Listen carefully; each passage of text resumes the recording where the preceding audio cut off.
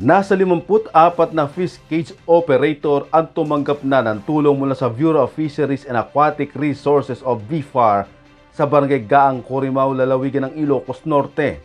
Tinatayang nasa 40,000 fingerlings ng malaga fish ang ipinamahagi ng ahensya para sa mga apektadong negosyante o mangingisda sa lugar.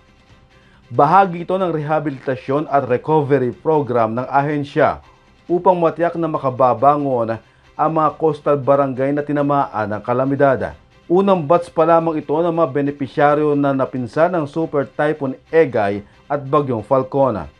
Ayon kay BIFAR Senior Agriculturist Vanessa Abigail Dagdagana, ang Ilocos Region ay kilala bilang growers ng isdang malaga o mas kilala sa international name na siganid o rabbit fish.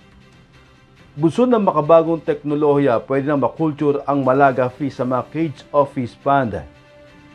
Pwedeng anihin ng 5 hanggang 6 na buwan ang culture variety ng malaga fish hanggang sa maabot nito ang timbang na pwede nang ibenta sa merkado sa bigat na 200 grams hanggang 300 grams bawat piraso na nagkakahalaga ng 310 pesos per kilo. May kakayahan din na maging mabenta ang nasabing isda dahil sa kalidad ng karne at lasa nito. Samantala, nakatakda naman pagkalooban pa ang nasa 32 pang fish cages operators mula sa bayan ng Paway sa 500 hanggang 1,000 piraso ng malaga fingerlings. Para maka-avail sa programa ang mga apektadong operator, maaaring magpalista sa municipal o sa city agriculture's office.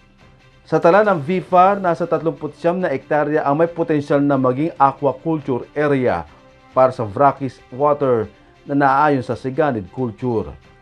Diyos ang aming sandigan, serbisyo publiko ang aming pinahahalagahan. Jerry Galicia, humahataw.